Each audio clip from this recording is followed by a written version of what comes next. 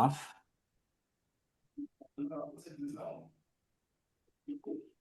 Hello, everybody. We are live and recording. The day is Tuesday, April 14th, 2026 at 6:30 p.m. This is our monthly, regularly scheduled public meeting for Advisor Neighborhood Commission 2G. We have a packed agenda, and without further ado, I'm going to go ahead and call the meeting to order at 6:30 p.m. Commissioner Shea, Secretary, could you please take the roll call? And I believe I'm about to maybe pull over Commissioner Padro from the Perfect. public side Commissioner Cardy, here. Commissioner Nigro, Here. Commissioner Garrett, Present. Commissioner Padro, Present. Commissioner Barry. And Commissioner Barry had a family emergency, actually, so you missed that. But we do have a quorum, so And Commissioner Shea present. thank you, Commissioner. We will start off by approving our agenda. So let me go ahead and pull that up. Can everybody see my screen here? This is the Neighborhood Commission agenda for this evening. Kind of in our call to order and consent agenda, we have the approval of our agenda. We've got our March meeting minutes and our March treasurer's report. I see some hands raised. Commissioner Nigro, you raised your hand first. Is there anything you want to share or add for the report? Our resolutions for DDOT and for the Public Service Commission. Okay. Not the Public Service, the Public Space Committee. Okay. Public Space Committee. So I've got room Where's for that? you. I thought I put room for you down here. Well, there's that too. That's I'll important fix too. that. But yes, we'll put you at the end. Thank you, Okay. Commissioner Nigro. Commissioner Padro? No, that's a legacy hand. Sorry. Okay, thank you. Do I have a motion to accept the agenda as presented? So moved. Commissioner Garrett moved, Commissioner Padro seconded. Any further discussion? Seeing none, all those in favor signify by saying aye and raising your hand. Aye. Aye. That motion passes unanimously. Thank you all. And to get started, we will begin our community forum. We have a lot of really important updates, especially from MPD, DDOT, and the Department of Health. So we are going to get right into it. And Commissioner Garrett is going to help us keep time this evening. We did let all of our presenters know. Well, we will give MPD a little more time, but for all of our special presenters, we're going to give them up to 5 minutes to present tonight and then have time for questions and answers for each presentation. But first up, we should have Lieutenant Rawls with us. However, I do not see him on the other side. So Lieutenant Rawls, if you are here, please raise your hand. But for the sake of time, we are going to first pull up the mayor's office since I'm not seeing Lieutenant Rawls. So Tiffany R. Moker for Ward 2, I'm promoting to panelist so she can give us their update from the mayor's office. And Tiffany, I'm just going to let you take it away. Great. Hi, everybody. I'll keep it brief. We have the mayor's 10th annual spring cleanup coming up on Saturday, April 25th at 10 a.m. The Ward 2 location will be at Garrison Elementary School. I'm going to drop the links in the chat so that everybody has them, but we would love for folks to come out and register. We'll be cleaning up the surrounding neighborhoods, and then ending with like a kind of neighborhood block party type of thing at the school. We also have the Emancipation Day festival and parade and concert on April 19th. And that will be starting actually at Freedom Plaza. You could also register at Eventbrite there. And check out the website for the concert lineup. I'm sure MPD will talk about this a bit more, but the juvenile curfew zones, I believe, will be happening this weekend. Like, correct me if I'm wrong. And if folks are interested in learning more about juvenile curfew zones, please feel free to reach out to me, and I'll pop my email in the chat as well. Um, DPW spring services are on. If you have any questions about those things, let me know. And one nice resource that I found as we've been preparing for spring cleanup is the Helping Hand Neighborhoods cleanup. That's a program through DPW, and neighborhoods can basically request up to 2 weeks in advance for this DPW office to provide bags and cleanup materials for neighborhood beautification projects.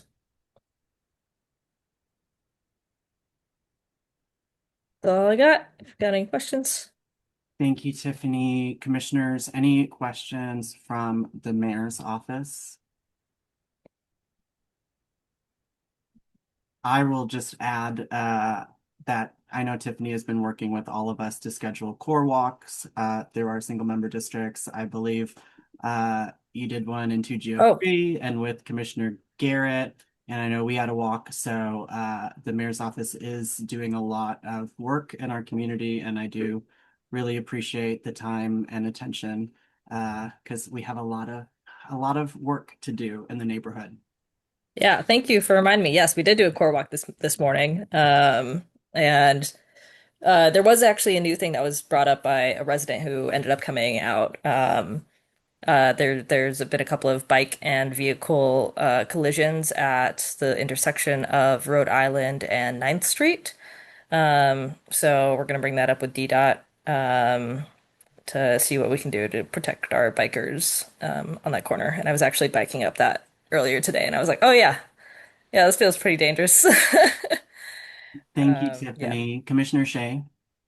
Hi, I just wanted to briefly thank Tiffany and thank everybody for the coordinated response with the traffic crash that we had on the 4th of April at 7th and Q. The response and cleanup was tremendous and really important, and it was good to see all the different DC agencies working together and working really well. And thank you very much. Thanks, Nicole. Any other questions from commissioners? Seeing none, we'll open it up to public participation. If you are on the public side of the line and you have a question for the Mayor's Office of Constituent Services and Relations, please let us know by raising your virtual hand. Seeing none, we will thank you for your time, Tiffany, and we will continue on with MPD. I do see Lieutenant Rawls here, so we're going to go ahead and pull the lieutenant over. And on deck, we will have Councilmember Pinto's office.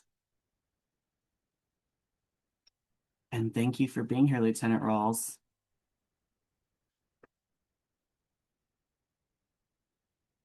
Can you hear us?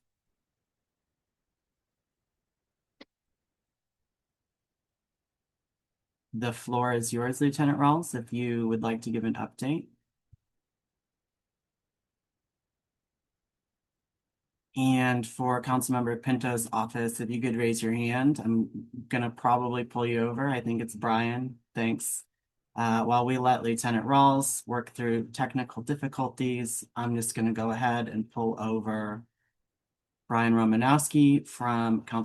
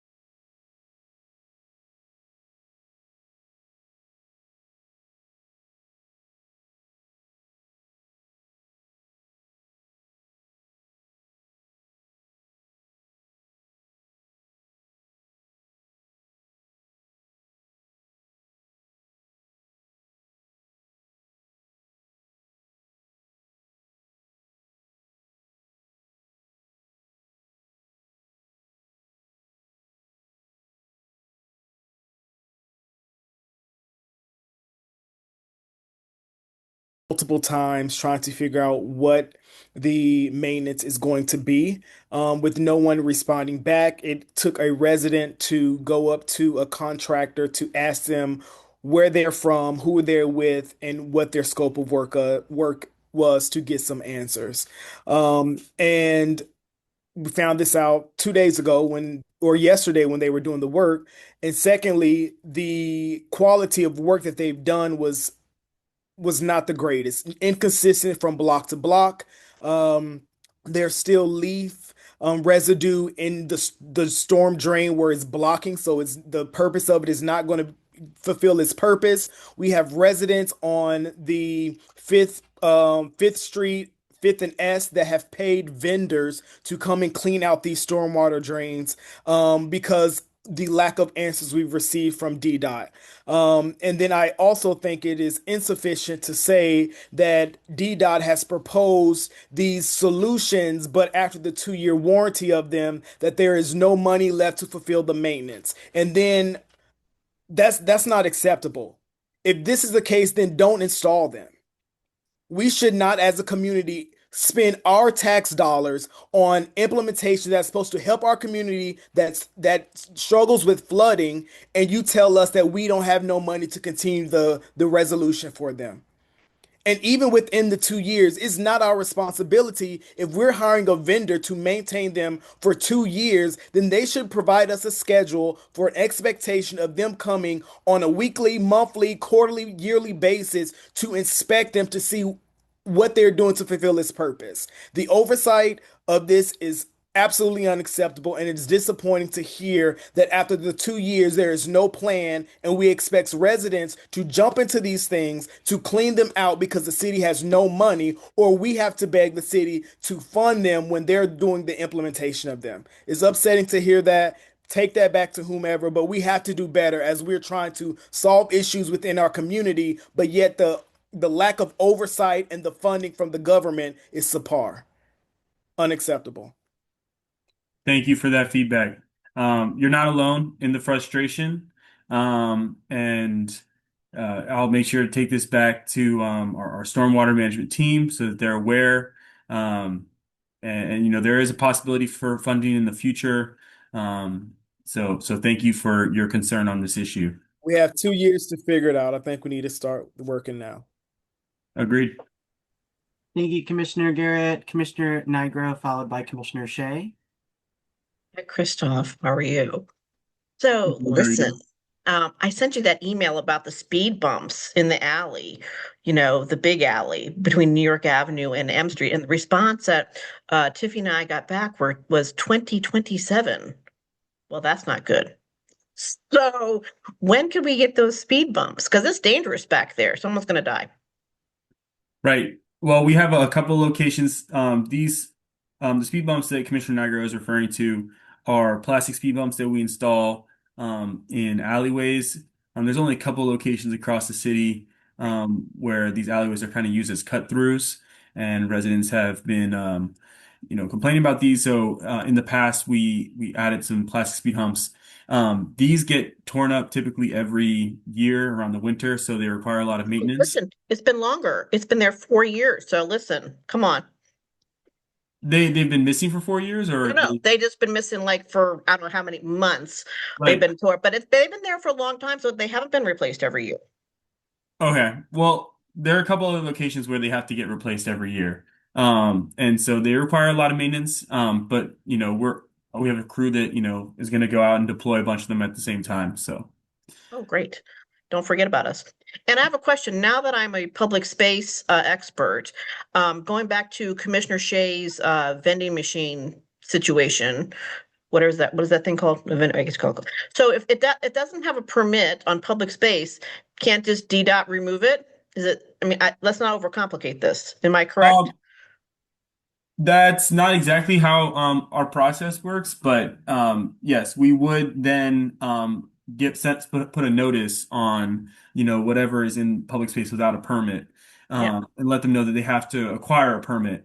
So that gives them some time to acquire a permit to be there, but we wouldn't just remove it.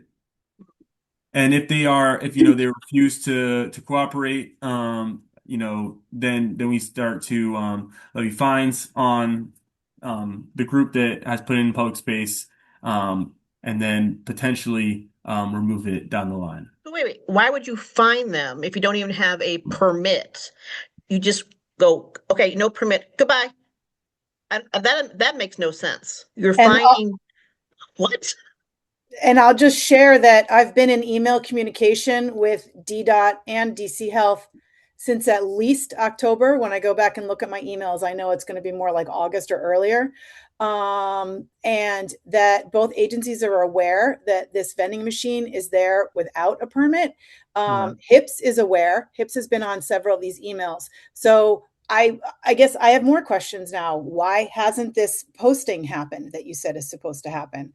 It should not be this hard to be a resident of the District of Columbia. I know it's not, I know this is not all on you, but Christoph, please help us. If the community as a whole comes together through a legitimate permitting process where we have the opportunity for public comment and this moves forward, I guess I could somehow be okay with that. I don't think any of this is fair to anybody because none of that has been happening. And that vending machine has been there for 2 years. And people in city offices are working behind the scenes to not work with the community on this. And it has to stop. And it has to stop. DDOT needs to help us with this. It is on a public sidewalk. It should have been permitted before it went up. It should be permitted now. It should be somehow at least coming into compliance. And I'm not getting responses for weeks and weeks, going on to, I think it was 2 months before I finally got a response on something. We need better. We need better. Sorry. Director Kirschbaum. May I ask with whom you've spoken with at DDOT regarding the I'm gonna he's the permit manager, and I'm gonna forget his name if I don't have it in front of me. Courtney And I don't, Williams? yeah, Okay. yeah. Thank you. And I'll forward you the chain, and I'm happy to connect with you about it. Okay. Mrs. J, let me forward me the chain too, and then we'll reach out to the director because I know how much Director Kirschbaum loves my emails. Okay. Commissioner Shea, Commissioner Nigro, was that all? This is all. Yes. Sorry, I do want to just I have questions. Christoph, I saw your email that came in with information that you provided about the 7th and Q crash. I only had an opportunity to scan it. Is there anything that DDOT is going to be doing or has done as a result of that crash? I thought what I read was that it didn't rise to the occasion of any sort of investigation. And I don't know if maybe I read that wrong. So this location, 7th and Q, you may recall we recently sent out an NOI and we recently did safety improvement here. We added flex posts, we did some daylighting, and this came last year. So we installed this last year. And this crash, we don't have, because it didn't rise to the level of, fatality or major injury, we don't have the ability to, investigate every crash. And we only investigate crashes that have the major crash investigative unit when they're deployed. And so since they were not deployed for this crash, DDOT has not, done any safety treatment evaluation post crash. Also, I guess our engineer did just kind of a cursory review of the block, and they determined that it was not, feasible to install any speed humps on this block or speed tables.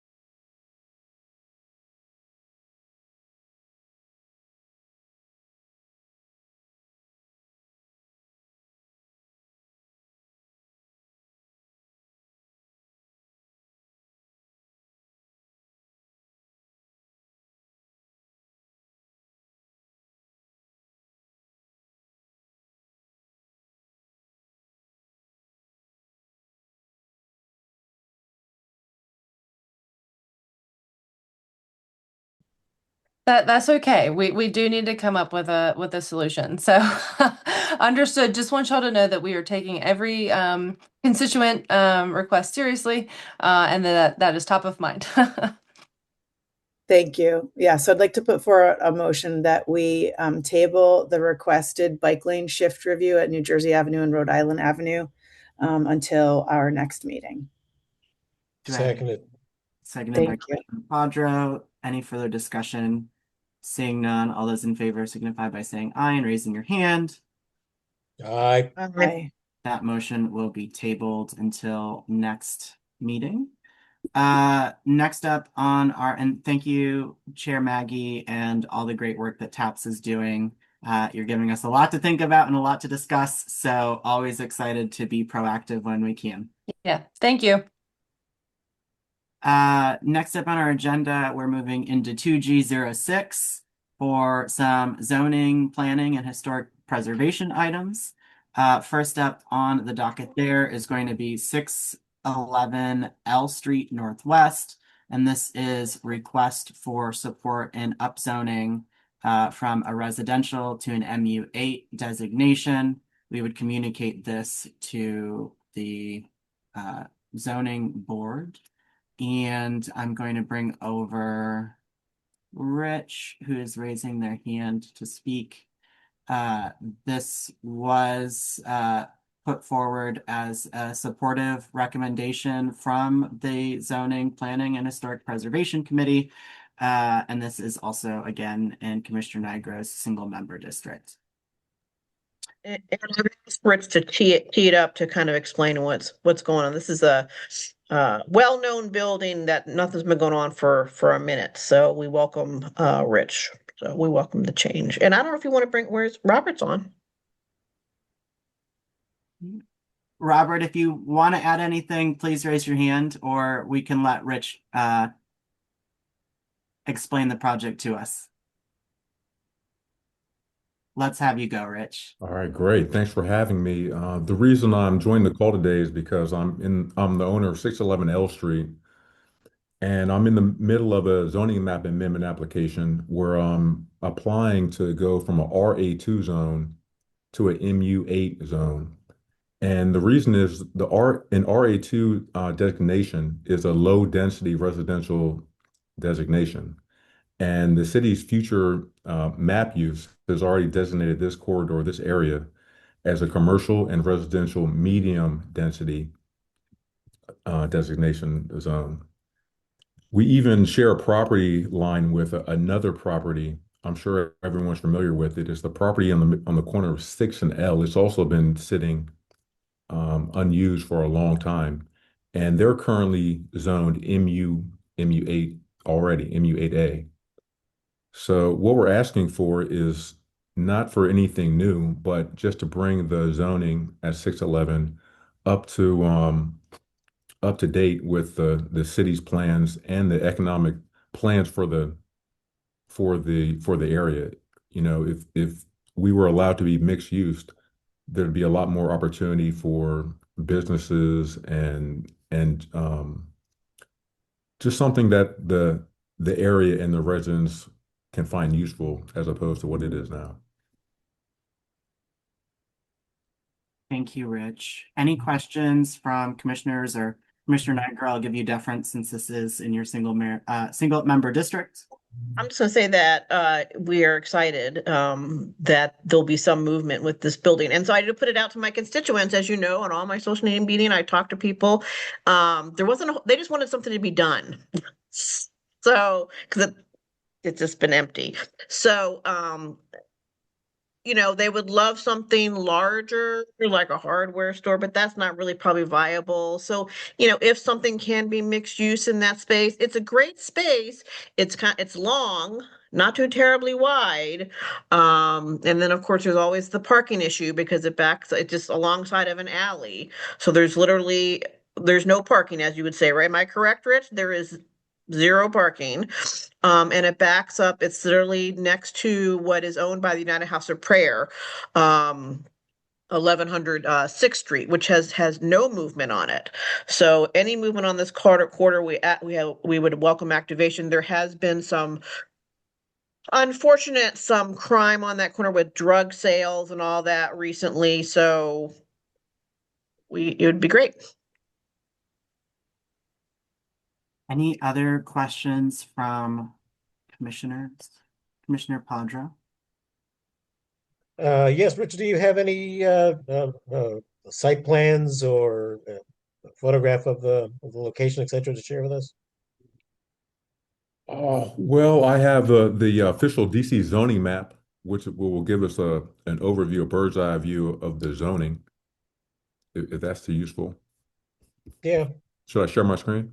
just so everybody knows exactly what we're talking about, because All right, sure. Let's see. not everybody will recognize the address. Sure. So can everyone see my screen?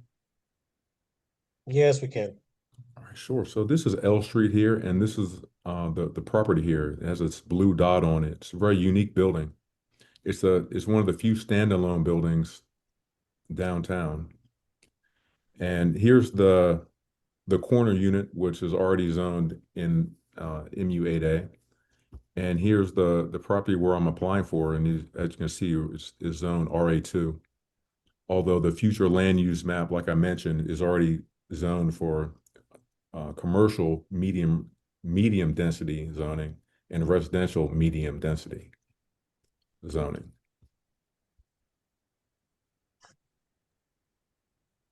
Thank you. Commissioner Padra, did you have any additional questions about the site? No, that was all. I just wanted to make sure that people understood what it was that we were looking at. So, Any questions from members of the public? If so, you can raise your hand. Okay, Commissioner Niagara, I'll give you back the floor. You're on mute. I was trying to bring my social media up real quick to flash the picture, but it's okay. It's the building that's directly across from Rumi's Kitchen, that says Eagle Services, and Rich still has the leasing sign up there. Okay, here's a motion here. Advisory Neighborhood Commission 2G hereby move to support the zoning map amendment for 611 L Street Northwest, requesting a change from RA-2 to MU-8A, and transmit this position to the Zoning Commission of the District of Columbia as the official view of the commission.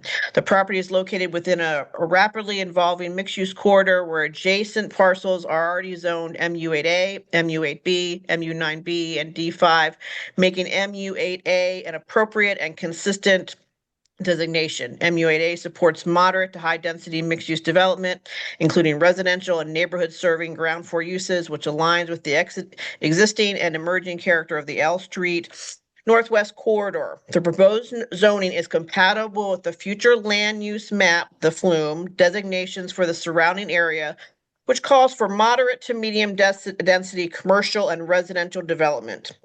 The applicant has initiated early engagement with ANC 2G, providing preliminary concepts, seeking community input regarding scale, design, and ground floor activation. The MU8A zone would promote walkability, transit-oriented development, and a more active streetscape consistent with the district planning goals. Therefore, be resolved that ANC 2G support the zoning amendment to MU8A for 611 L Street Northwest. And that we submit this to the zoning commission. seconded. Seconded by Commissioner Padro. Is there any further discussion by commissioners? Seeing none, all those in favor signify by saying aye and raising your hand. Aye. That Commissioner Garrett, we're going to count that as an abstention, but that motion does pass with 4 ayes. So thank you so much, Commissioner Nigro, and thank you, Rich, for sharing with us today. Thanks, Rich. Thank you. Next up, we have 1101 5th Street Northwest. And so if you're here to present for that property, please raise your hand so I can pull you over. This is a request. So I'm going to bring them over.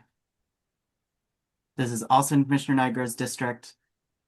So Commissioner Nigro, if you have anything to add as we bring up John, please feel Well, free. Mr. Russo has been before us before, so we welcome him back, and hopefully that our support, he'll be able to move forward during this time. So go ahead, Mr. Russo, describe what's going on. Okay, yes, I went before some of you before about 5, 6 years ago. I had full approval from Historic and BZA, but I was starting the building permit just when COVID shut down DCRA at the time. So now I'm getting back to the project in a reduced version. The early version, I was going to put a one-room addition above the garage portion of my house. Now I am using that same FAR within the envelope of the garage because in my house I have a mezzanine level. The ground floor has about a 16-foot ceiling. So in the garage, I'm extending the mezzanine at that level, which will create a second floor as opposed to having a mezzanine. So it'll be a 3-story as opposed